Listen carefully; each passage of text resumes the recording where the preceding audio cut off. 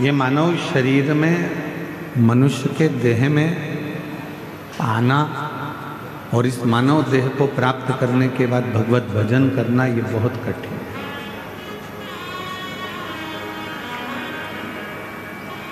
जैसे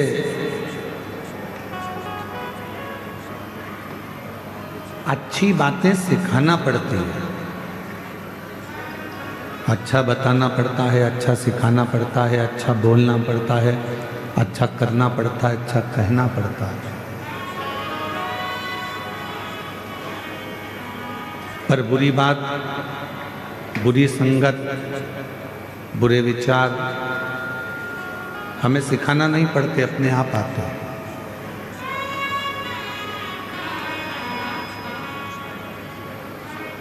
बच्चों को गाली सिखाना नहीं पड़ती, वो अपने आप सीख जाते हैं।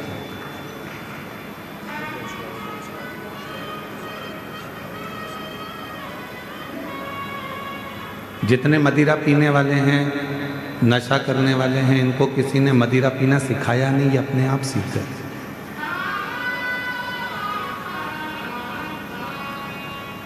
जुआ खेलने वाला, वैश्यावृत्ति करने वाला, मांसाहार करने वाला, गलत काम करने वाला अपने आप गलत जगह पर पहुंच जाता है।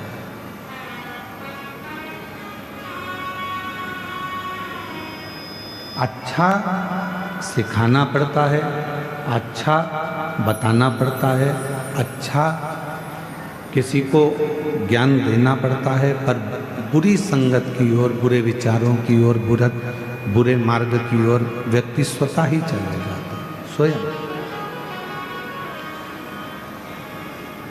तो शिव महापुराण की कथा कहती है, भगवान शंकर का चरित्र कहता है, शिव तत्व कहता है।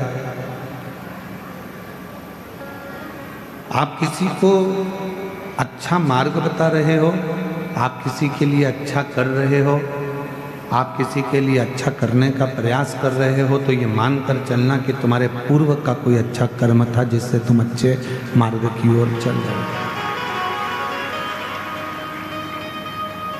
पूर्व का यदि बेकार कर्म होता तो हमको अच्छे मार्ग की ओर लेकर नहीं जाता। अच्छी कुर्सी मिल गई, पद मिल गया, प्रतिष्ठा मिल गई, सम्मान मिल गया, इज्जत मिल गई, लोग आपको सम्मान देते हैं, तो समझ लेना ये हमारे आज का कर्म नहीं है। आज तो हमने करा क्या, केवल मानव देह धारण कर कर जो करना था करा, पर हमारा पूर्व का कोई अच्छा कर्म था जिसके कारण बस हमको राजसी सिंहासन भी मिला, कुर्सी भी मिली, पद भी मिला, प्रतिष्ठा भी मिली और यश भी मिला।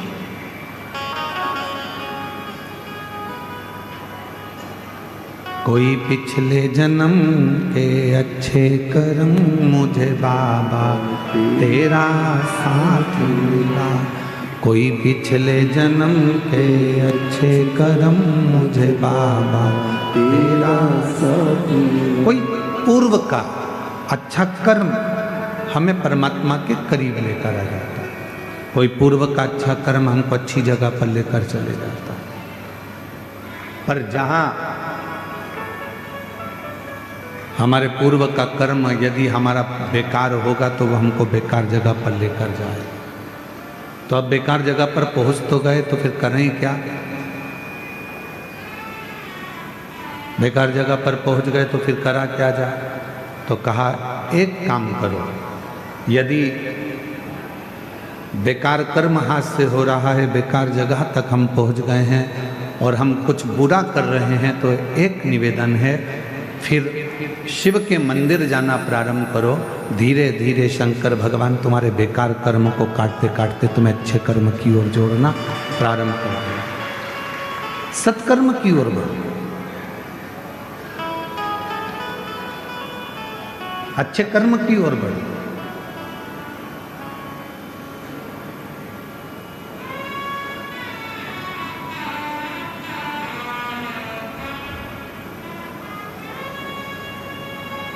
मेरी जीजियों, मेरे जीजाओं, मेरी बेटियों, बेटाओं, मेरी माताओं, मेरे बुजुर्ग माता पिता, एक बात का स्मरण रखिएगा,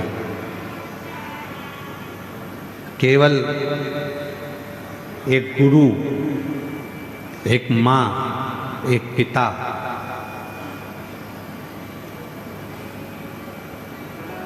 और एक वो मेरा देव अधिदेव महादेव चाहता है कि आप अच्छे बनो। पर दुनिया का कोई व्यक्ति ये नहीं चाहता कि आप उससे आगे बढ़ो। दुनिया का व्यक्ति चाहता है कि ये कुछ करे पर इतना ना करे ये मेरे से आगे निकल जाए। दुनिया का व्यक्ति चाहता है कि ये अच्छा करे पर इतना अच्छा ना कर जाए कि ये मुझसे आगे निकल जाए। पर शिव पुराण कहती है जो भगवान शंकर पर भरोसा कर कर, विश्वास कर कर, दृढ़ता धारण कर कर अपने कर्म में दिन रात लगा रहता है, जो अपने कार्य में हमेशा मन लगाकर लगा रहता है, फिर उसको दुनिया हाथों पर तो रखती ही है, साथ में अपनी नेत्र की पलक पर भी उसको धारण करती है और उसको उन्नति की ओर लेकर चली जाती है। कोई कर्म अगर अच्छा कर रहे हैं फिर उसके लिए कोई विचार नहीं करना। चोरी करने जाओ तो 5 बार विचार करना कि जाऊं कि ना जाऊं। गलत मार्ग की ओर जा रहे हो, मदिरापान के लिए जा रहे हो, वेश्यावृत्ति के लिए जा रहे हो, मांसाहार के लिए जा रहे हो, जुए के लिए जा रहे हो, तो 50 बार विचार करना कि जाऊं कि ना जाऊं। पर यदि अपने क्षेत्र में कभी भगवान का भजन हो रहा हो, शिव पुराण हो रही हो, यज्ञ हो रहा हो, अनुष्ठान हो रहा हो, सूचना मिल जाए कि शिव महापुराण की कथा बाबा कुबेर भंडारी के दरवाजे से चलकर कुबेरेश्वर धाम से अपने गांव तक पहुंची है, तो पहले काम छोड़कर सबसे पहले कुबेरेश्वर बाबा की इस पवित्र कथा को श्रवण करने के लिए अवश्य जाए। क्या देगा बाबा, कैसे देगा बाबा, ये उसके ऊपर निर्भर करता है।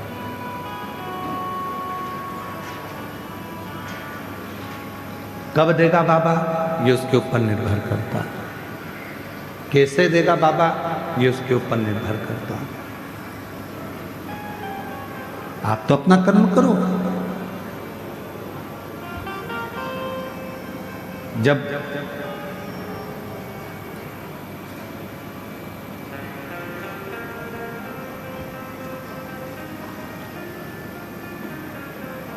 सूर्यदेव, अग्निदेव,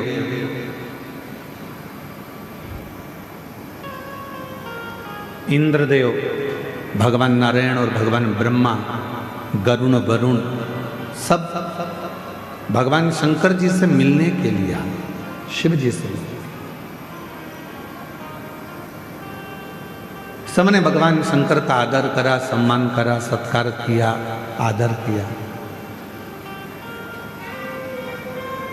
शिव जी से पूछा इंद्रदेव ने, मैं आपके लिए हीरे का सिंहासन बना देता हूं, आप उस पर बैठिए। भगवान विष्णु जी ने कहा कि मैं आपके लिए एक अलग से शेषनाग का निर्माण कर देता हूं, आप उस शेषनाग की सैया पर विश्राम करो। ब्रह्मा जी ने कहा मैं आपके लिए कमल का पुष्प लेकर आता हूं, आप उस कमल के पुष्प के ऊपर विश्राम करो। गरुण कहते हैं कि आप मेरे ऊपर बैठ जाओ, वरुण कहते हैं आप मेरे साथ चलो। 33 कोटि देवताओं को आप दर्शन करेंगे, सारे देवता किसी ना किसी चीज पर बैठे हैं, केवल एक देव अधिदेव महादेव ऐसे हैं जो केवल बैठे हैं तो एक पत्थर पर बैठे हुए आपको मिलेंगे, पत्थर पर बैठकर साधना करते हुए मिलेंगे, पत्थर पर बैठकर आराधना करते हुए मिलेंगे। शिव जी की मूर्ति का यदि आप दर्शन करेंगे, भगवान शंकर की मूर्ति का यदि आप दर्शन करेंगे, तो शिव एक पत्थर पर बैठकर अपनी साधना कर रहा है, अपनी आराधना।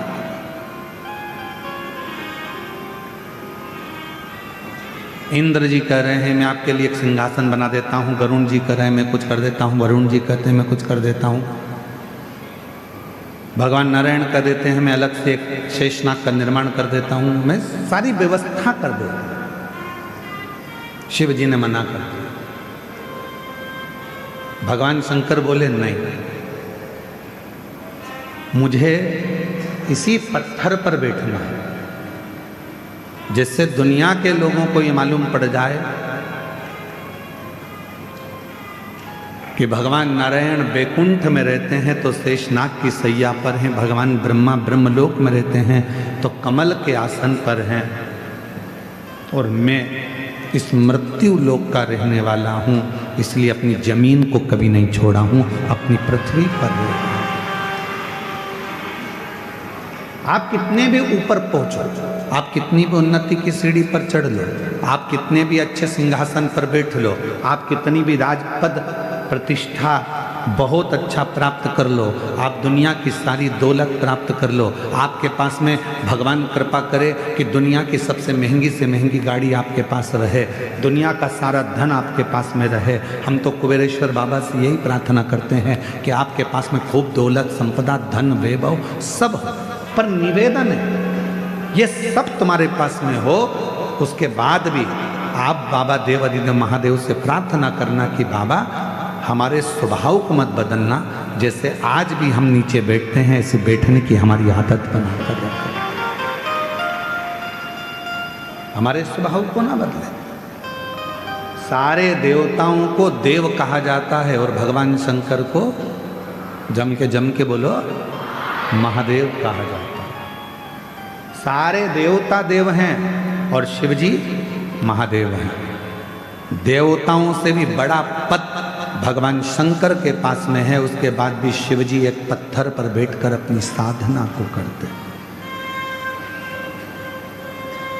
जमीन बड़े, घर बड़े, गाड़ियाँ बड़े, बंगला बड़े, फैक्ट्री बड़े, यश बड़े, कुर्सी बड़े, पद बड़े, प्रतिष्ठा बड़े, सम्मान बड़े, पर उसमें आप अपना जो मन का भाव है, जो तुम पूर्व में थे वैसा भाव कभी त्यागना नहीं, और जो अपने पूर्व का ध्यान त्यागता नहीं है वो दुनिया में बहुत आगे बढ़ता चले जाता है, तरक्की की ओर बढ़ता है। आप अपने कल को मत त्यागो, आप अपने पूर्व को मत त्यागो। जिसने अपना कल नहीं त्यागा वो उन्नति की सीढ़ी पर चढ़ता चलेगा। माननीय उत्तर प्रदेश के मुख्यमंत्री जी माननीय योगी जी,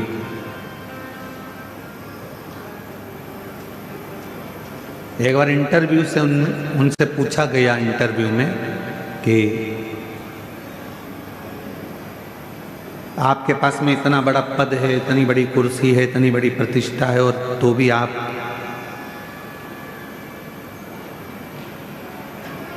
अपने देवालय में, मंदिर में,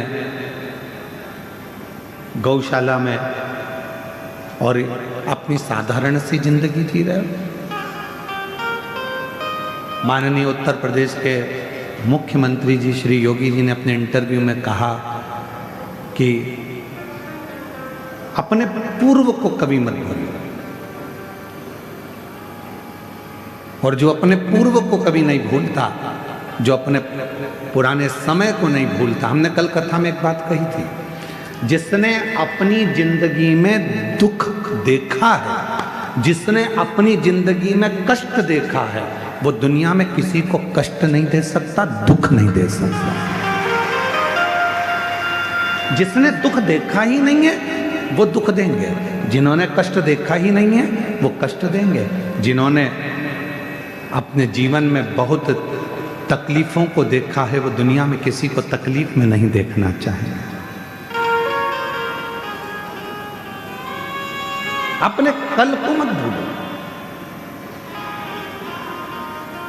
और जो अपने कल को भूल गया फिर वो आगे नहीं बढ़ पाया, फिर वो थोड़ी दूर चलने के बाद वापस थक कर बैठ गया, बहुत उन्नति तक नहीं पहुंच पाया। अपने कल को, कोई पुराना मिला है उसको पहले मिलो, कोई पुराना है उसको पहले साधो, पहले कोई ऐसा है जो आप जहाँ रहते थे और वहाँ की आपको स्मरण आ जाए, याद आ जाए कि मेरा कोई पुराना मित्र है, सखा है, सहेली है, दोस्त है, रिश्तेदार है, नातेदार है, अपना साधो।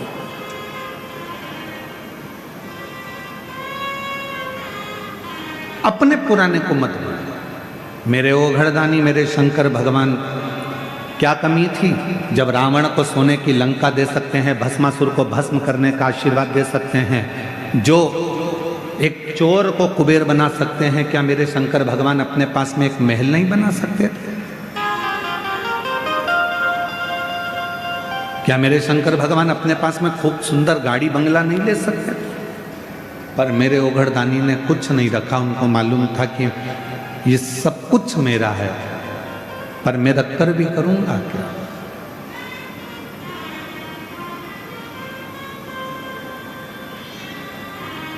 जैसे थे देवादिदेव महादेव वैसे ही है, वैसे।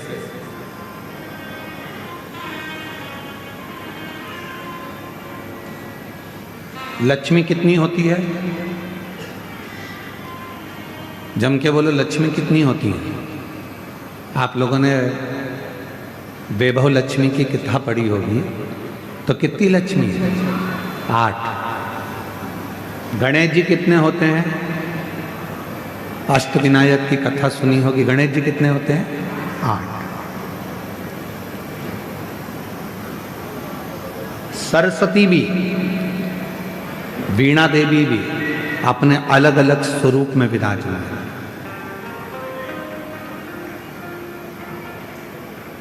पर कभी मन पर विचार कर कर देखना कि लक्ष्मी 8 हो गई, सरस्वती अनेक हो गई, इंद्राणी बहुत हो गई, पर मां पार्वती अनेकता में नहीं हुई। मां जगत जननी तो एक थी, एक हैं और एक रहे। मां पार्वती एक स्वरूप।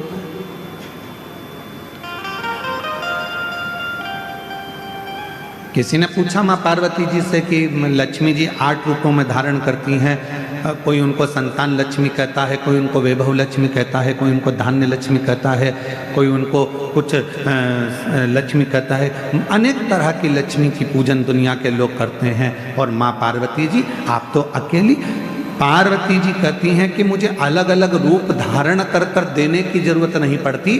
जो संसार का व्यक्ति मेरे पति देवादिदेव महादेव को शंकर के मंदिर में जाकर शिवलिंग पर जब वो जल चढ़ाता है, आपको पहले भी कथा में कहा कि शंकर का जो ये शिवलिंग है, ये शिवलिंग शिव का स्वरूप है।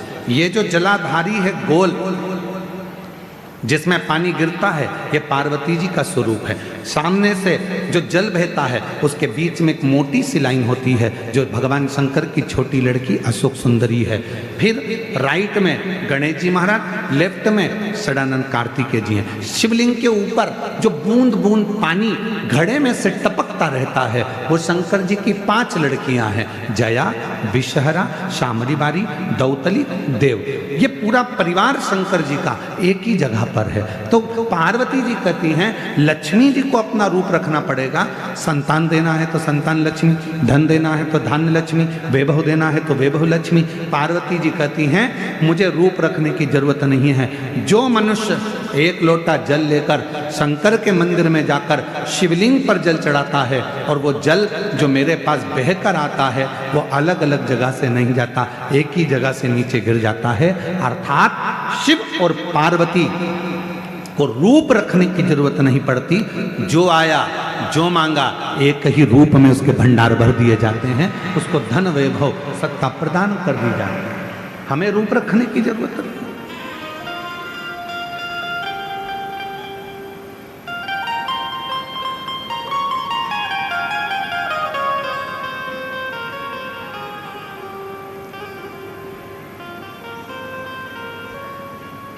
अब संसार के लोग थोड़ा बहुत बेलपत्र के वृक्ष में भी हाइब्रिड बेलपत्र का वृक्ष उत्पन्न करने लगे। पर मेरा निवेदन है नर्सरी वालों से,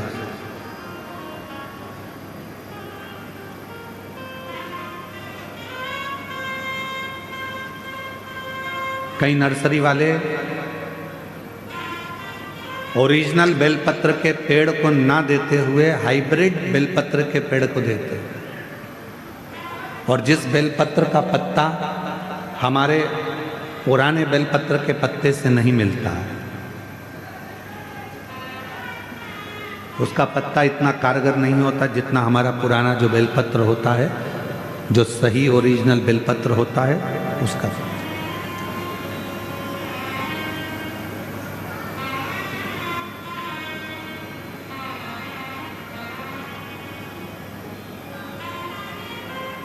अब हाइब्रिड बेलपत्र के पत्ते का अगर आप प्रयोग कर रहे हैं और उससे कोई फल नहीं मिल रहा तो हम नहीं जानते। हमारे यहाँ तो शास्त्र भी कहता है, एक होती है जर्सी गाय, एक होती है देसी गाय। जर्सी गाय का दूध जितना कारगर नहीं होता, उतना देसी गाय का 1 चम्मच दूध भी तुम्हारे भाग्य को, तुम्हारे रोग को दूर कर सकता है।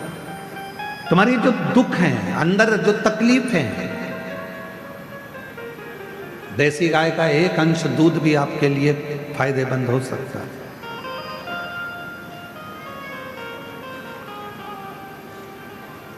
वो तो ना जाने कहाँ से ऐसा नियम आ गया कि शंकर जी पर 1 कुंतल दूध चढ़ाओ, 50 लीटर दूध चढ़ाओ, 5 लीटर दूध चढ़ाओ, 1 किलो दूध चढ़ाओ, 2 किलो दूध चढ़ाओ। हमारी शिव महापुराण में ऐसा कहीं नहीं लिखा कि शंकर जी पर 10 किलो दूध चढ़ाना, कि 108 किलो चढ़ाना, कि 50 किलो चढ़ाना, कि 25 किलो चढ़ाना। शिव महापुराण में तो केवल इतना लिखा है, जब भगवान शंकर जिस समय पर मंथन हो रहा था और उस मंथन में सबसे पहले गौ माता निकली थी, गौ माता को निकालने का कारण केवल इतना था। इसके बाद जो विष निकलेगा, विष को जो पिएगा उसका कंठ जलेगा। कंठ की जलन को कौन रोक सकता है? तो कंठ की जलन को गाय माता का दूध रोक सकता है। इसलिए शिव महापुराण में लिखा कि शंकर भगवान पर माँ जगत जननी जगदम्बा अम्बा ने गौ माता का थोड़ा सा दूध शिव को समर्पित करा, जिससे उनके कंठ की जलन रुक गई। शिव महापुराण की कथा कहती है, यदि आपके पास में देसी गाय है, आपके गांव में देसी गाय है, आपके गांव में वेद लक्षणा यदि गौ माता है, उसका यदि आप 5 किलो 10 किलो दूध नहीं, अगर उसका 1 छोटी सी चम्मच से आधी चम्मच भी दूध आप पानी में भी मिलाकर अगर शिव जी को चढ़ा देंगे तो शंकर उसको स्वीकार कर लेता है, शिव उसको स्वीकार करता है। ये केमिकल से बना हुआ,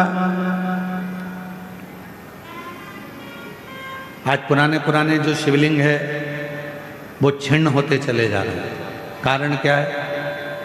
मंदिर के अंदर जो दूध जा रहा है वो केमिकल का जा रहा है, थैली का जा रहा है। ना जाने कौन कौन से पाउडर से दूध बनता है, वो मंदिर के अंदर जाता है, शिवलिंग के ऊपर चढ़ता है। शिवलिंग धीरे धीरे धीरे धीरे करते हुए उसका पूरा छार छार होकर खंडित होने लगता है।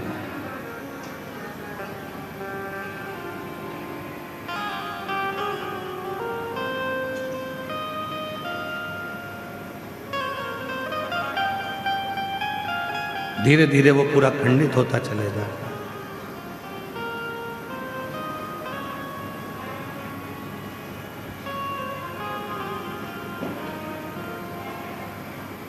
और वो दूध पीने वाले को भी हानि पहुंचा रहा है और भगवान शंकर के शिवलिंग को भी हानि पहुंचा रहा है। इसलिए शिव महापुराण ने एक बात कही, सारी समस्या का हल,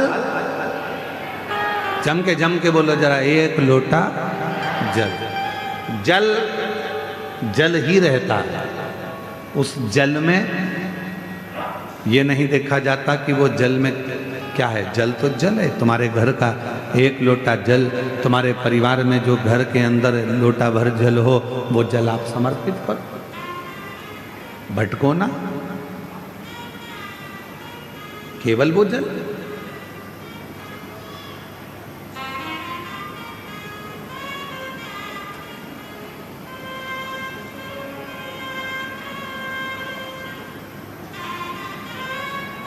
जल जल है। फिर वो शुद्धता के भाव में आप घर से लेकर गए हो, चढ़ाया, स्वीकार किया। वेद लक्षणा गाय का यदि 1 छोटी सी चम्मच से भी आधी चम्मच दूध अगर शंकर पर आप चढ़ा रहे हो तो वो दूध शुद्ध है। 50 किलो 100 किलो 200 किलो जो दूध तुम चढ़ा रहे हो वो शुद्ध है कि नहीं हम नहीं कह सकते, पर जो वेद लक्षणा गाय का दूध है अगर वो चढ़ा रहे हो तो उसमें शुद्धता, उसमें आनंद, उसमें शुद्धता का। जो भी दो मेरे भोलेनाथ को, जो भी आप भगवान शंकर को प्रदान करो वो शुद्ध दीजिए। जरूरी नहीं है कि आप 5 किलो घी चढ़ाओगे तो ही भगवान स्वीकार करेगा, आप 10 किलो चावल चढ़ाओगे तो ही भगवान स्वीकार करेगा, आप बहुत कीमती सामान लेकर आओगे तो भगवान स्वीकार करेगा। भगवान को तुम्हारे कीमती सामान की जरूरत नहीं है। दुनिया का सबसे कीमती अगर कोई सामान है, दुनिया का सबसे कीमती अगर कोई चीज है तो वह आपकी निर्मल भक्ति है, सच्चा हृदय का प्रेम भगवान को दीजिए, निर्मल भाव दीजिए, निर्मल भक्ति दीजिए। हृदय से भगवान को एक बार दिल से श्री शिवाय नमस्तुभ्यम कहकर पुकार लीजिए, भगवान उसको स्वीकार कर।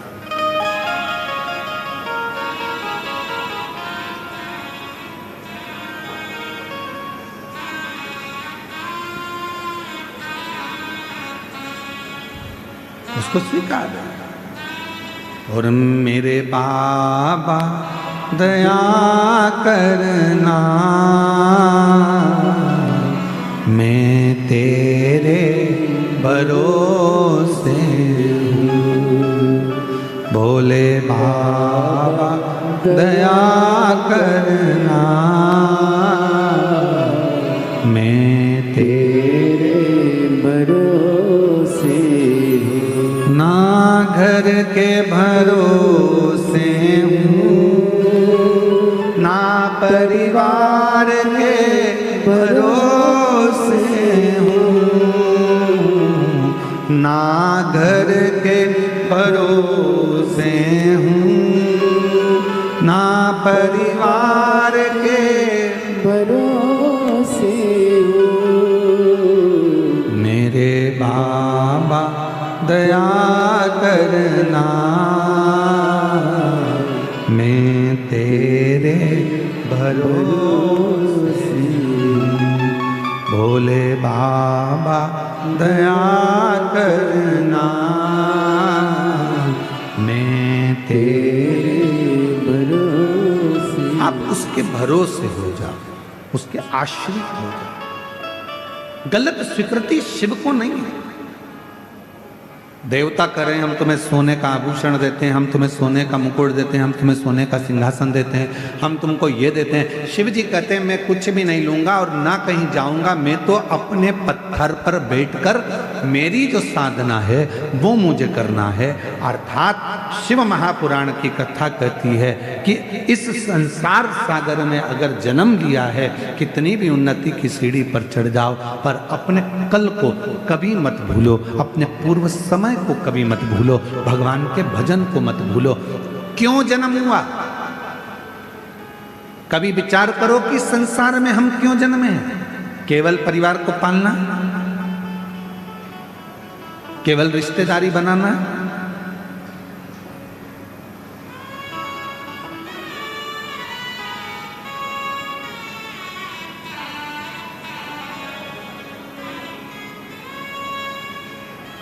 84 लाख योनियों में केवल एक मानव की देह इतनी अच्छी क्यों मानी जाती है? बाकी की जितनी योनि होगी सब योनि में तुम्हारे जैसे मनुष्य के बच्चे होते हैं, पत्नी होती है, परिवार होता है, हर योनि में ही होगा। तुम मेंढक बनोगे तो तुम्हारी पत्नी मेंढकी बन जाएगी। तुम बकरा बने तो पत्नी, बोलो बोलो जम के बोलो, बकरी बने। तुम बैल बने तो गाय बने, घोड़ा बने तो घोड़ी बने, चीटा बने तो चीटी बने। जितने भी जन्म है हर जन्म में तुम्हारी पत्नी मिलेगी, जितने जन्म है हर जन्म में तुम्हारे बच्चे भी होंगे। चाहे तुम माथे का जुआ बन जाओगे तो भी वो लीख बन जाएगा।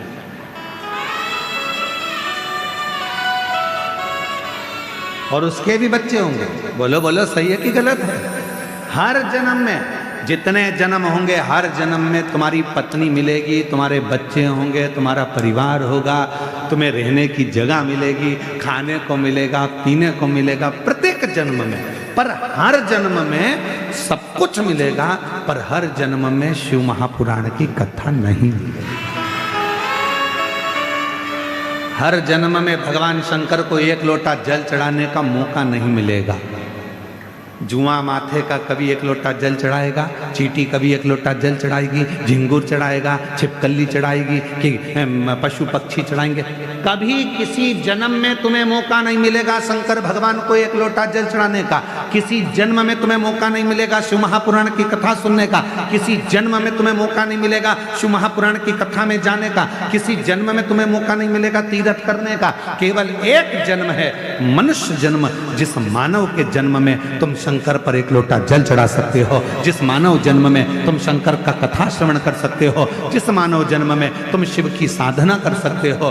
परिवार को चलाओ, क्योंकि हर जन्म में परिवार चलाना है, हर जन्म में पत्नी भी होगी, हर जन्म में बच्चे भी होंगे, हर जन्म में रिश्ते भी होंगे, हर जन्म में नातेदार भी होंगे, सब कुछ होगा, पर हर जन्म में शिव की कथा नहीं मिलेगी, हर जन्म में शंकर की आराधना नहीं होगी, हर जन्म में शंकर की उपासना नहीं होगी। जो ये जन्म मिला है, इस जन्म को स्वीकार कर भगवान से प्रार्थना करना, ये तूने मुझे मौका दिया है, मौका दिया।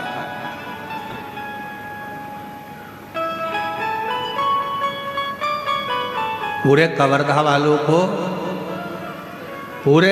वालों को, कबीर नगर धाम वालों को, कबीर धाम के पूरे जिला वासियों को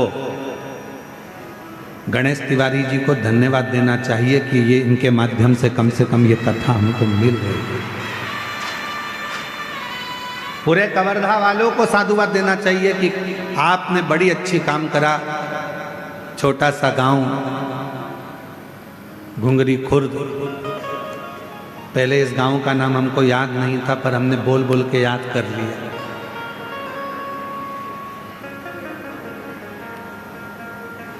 जिससे कोई कभी मिलने भी आएगा और आकर कह देगा कि कहाँ से आए हो, तो कि घुंगरी खुर्द से, तो हम भी कह देंगे हमारे ही गांव में, हमारी बेटियों का गांव है, हमारे आनंद का गांव है। कह सकते आओ आओ।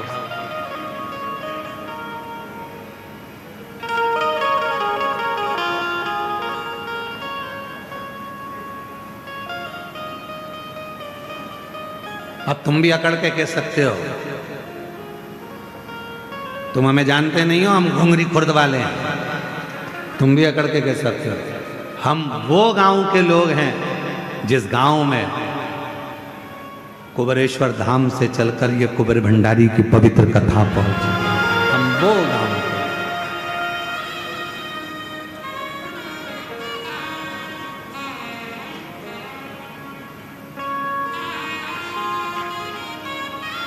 कितनी सरलता, कितनी सहजता, कितना कह सकते हो दम से कि भाई हम यहाँ के,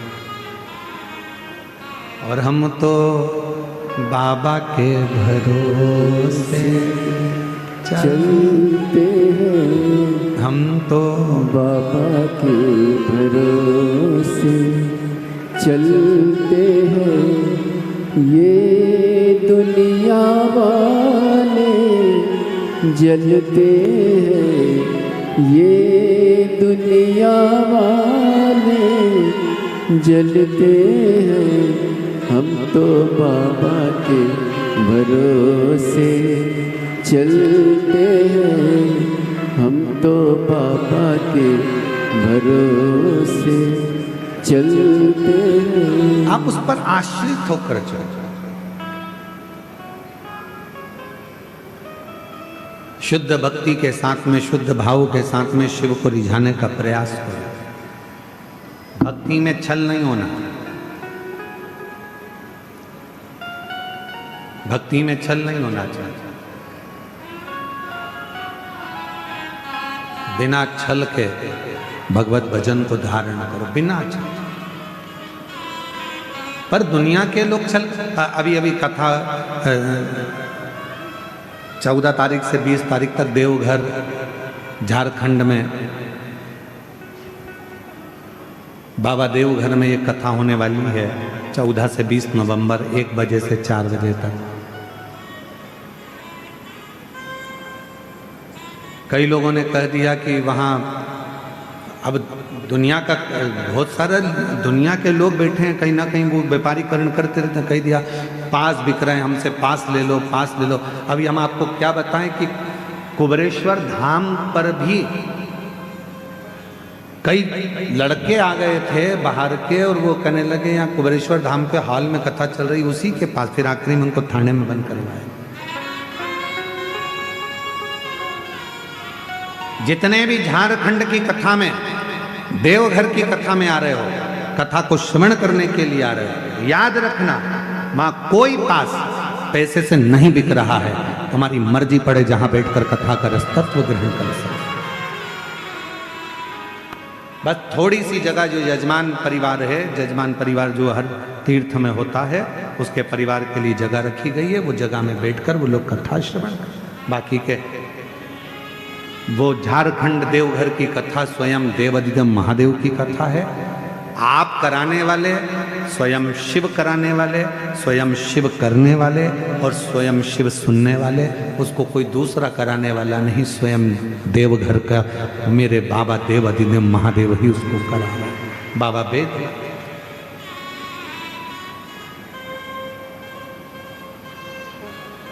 कभी ब्रह्म में ना रहा। शिव को आडंबर प्रिय नहीं है। दुनिया के लोगों ने शंकर जी के नाम से आडंबर करना प्रारंभ कर दिया। शिव को ये मत चढ़ाना, पाप लग जाएगा। शंकर को ऐसा मत कर देना, पाप लग जाएगा। प्रदोष के दिन ये गलती, तुम सवेरे सवेरे गूगल को सर्च करो, तुमने जैसे मोबाइल खोला गूगल पे सबसे पहले यही आता है, आज प्रदोष व्रत है, भूल से भी ये गलती मत कर देना, पाप हो जाएगा। सबसे पहला ही ये लिखा होता है और दुनिया के लोग उसको खोल के देखते हैं, ऐसा हमने क्या कर दिया। आधे से ज्यादा व्यक्ति को डर लगने लगता, प्रदोष करूं नहीं करूं, एकादशी करूं नहीं करूं। एकादशी आती है तो लोग कह देते हैं एकादशी के दिन भूल के ये गलती मत कर देना, पाप लग जाएगा।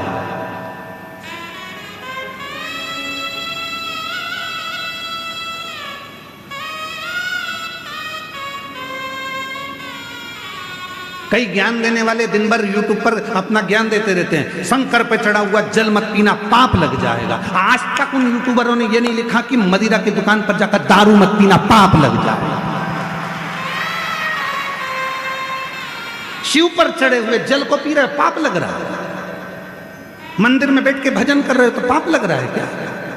गलत काम कर रहे हो तो पाप लग। डराने का प्रयास किया जाता है। सनातन धर्म में दुनिया के लोगों ने केवल एक ही काम करा है कि सनातनियों को सनातन धर्म से दूर करने का प्रयास किया है। महाराज ये भजन में कैसे लगता है, इनको डराया कैसे जाए, तो एक रील बनाओ जिस रील में कह दो कि ऐसा मत करना, पाप लग जाएगा। एकादशी ऐसी मत करना, पाप लग जाएगा। प्रदोष ऐसा मत करना, पाप लग जाएगा। सोमवार की अष्टमी, सोमवार का व्रत ऐसे मत करना, पाप लग जाएगा। तो लोग सनातन धर्म से दूर हटते चले जाएंगे और सनातन धर्म से दूर हटेंगे तो दूसरे धर्म में प्रवेश करते चले जाएंगे। ये बहुत बड़ी रीति चलाते हैं लोग। इसलिए आपसे निवेदन है, शंकर से डरने की जरूरत नहीं, शिव पुराण से डरने की जरूरत नहीं, शंकर के भजन से डरने की जरूरत नहीं। एक लोटा जल चढ़ाओ, मेरे देवादिदेव महादेव से जो चाहो वो पाओ, शिव देता है। एक लोटे जल में वो बल होता है कि तुम कितना भी पाप कर दिए, तुमने जिंदगी में कितनी भी गलती कर दी, शिव इसको स्वीकार कर लेते हैं। कौन है शिव? आपके पिता। शिव कौन है? मेरा बाप। शंकर कौन है? मेरे पिता। आप ये मानो कि शंकर जी मेरे पिता हैं, कोई भी गलती होगी क्षमा करेंगे। हम आपसे एक बात पूछें, उत्तर दीजिए। तुम्हारा बच्चा खेल रहा था, खेलते खेलते वो नली में, गटर में, कीचड़ में गिर गया। मोहल्ले के लोगों ने उसको निकाल लिया, बच्चा रो रहा है। मोहल्ले के लोग उसको गले लगाएंगे क्या? जम के बोलो। कीचड़, गंदगी, गोबर और ना जाने कौन कौन सी गंदगी उसके शरीर पे लगी है। मालूम पड़े वो गटर में गिर गया। जिस गटर में मेला जाता था, गंदगी जाती थी, उसके शरीर में बदबू आ रही है। कोई ने उसको हाथ नहीं लगाया, रो रहा है। सबने उसको निकाल जरूर दिया पर हाथ नहीं लगाया। कोई उसको गले नहीं लगा रहा, क्योंकि गले लगाएंगे तो कपड़े गंदे हो जाएंगे। गले किसने लगाया? जब पापा ने देखा, पिताजी ने देखा, मेरा बच्चा रो रहा है, आजा बेटा। पापा गंदा हो रहा हूं, कोई बात नहीं, आजा मेरे गले लग जा। माँ ने देखा, बेटा गंदा हो रहा है, आजा गले लग जा। माँ और बाप ने ये नहीं देखा कि बेटा कितना गंदा था, माँ बाप ने तो केवल उसको गले लगा लिया। उसी तरह मेरा देवादिदेव महादेव है। तुम कितनी भी गलती कर लो, तुम कितने भी गंदे हो जाओ, आखिरी में शंकर तुम्हें गले जरूर लगाएगा, शिव अपने पास जरूर बुलाएगा। तुम क्यों सोचो?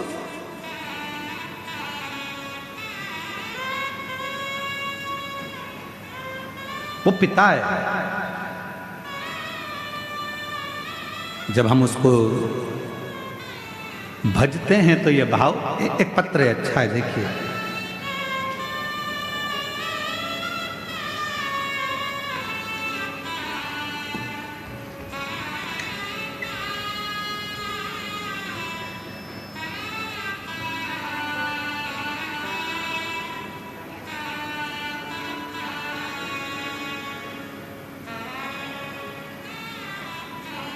महाराज जी, मैं सविता केसरवानी, पति श्री मथुरा प्रसाद केसरवानी, ग्राम घोंगा बोडला की निवासी हूँ। यह मेरी भांजी राधा, उम्र 19 साल। कहीं बैठी हो तो हाथ हिला सकती हैं और बेलपत्र लेने के लिए आ सकती हैं। पत्र को आप लोग एलईडी पर पढ़ सकते हैं। मेरी भांजी राधा, उम्र 19 साल, जिसका आँख पूरी तरह से दिखाई नहीं देता था, उसकी आँख से दिखता नहीं था, 19 साल की हो गई। महाराज, पूरे परिवारों ने डॉक्टर को जगह जगह दिखाया पर कोई सुधार नहीं हुआ। तब मेरे पति के साथ भिलाई जयंती स्टेडियम में आपके शिव महापुराण कथा दर्शन का सौभाग्य प्राप्त हुआ, जिसमें मैंने कथा के पंडाल में बैठकर अर्जी लगाई। बाबा से कहा मेरी भांजी की आंखें आ जाए, 19 साल की हो गई, दिखता नहीं है, उसकी आंखें नहीं है। ऐसी कृपा करी बाबा ने। हमने पशुपतिनाथ का व्रत करवाया भांजी से, सीहोर जाकर